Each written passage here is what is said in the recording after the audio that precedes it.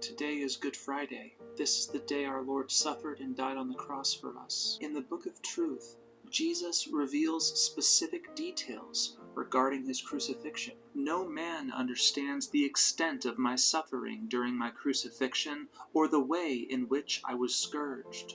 My scourging was the worst. I was beaten savagely by 10 men, and every inch of my body was slashed. The flesh on my back was torn, and my shoulder blades were visible.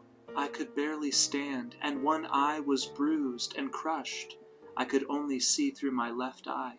By the time they took me before Pontius Pilate and placed the crown of thorns on my head, I could barely stand up.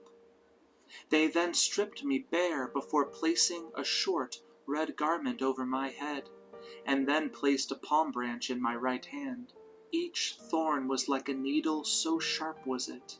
One of these thorns also pierced my right eye, which left me barely able to see. I lost so much blood that I vomited, and was so dizzy that when I began my ascent to Calvary, I could not hold the cross.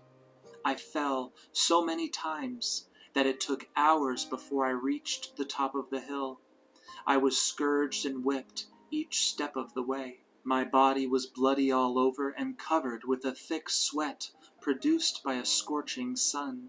I fainted a few times. Much as this was painful and agonizing, the most frightening of all was the hatred shown to me, not just by the adults along the way, but by young children who kicked me because they were following their parents' example, because behind it all they were still not sure whether or not I was in fact the Messiah they were awaiting for so long.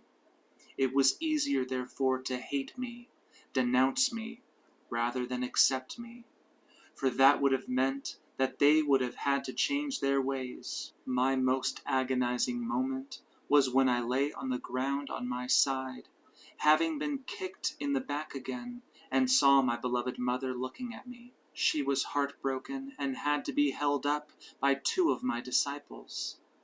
I could only see her through the one remaining eye, and I could not bear to watch her torment. Stay tuned for part 2.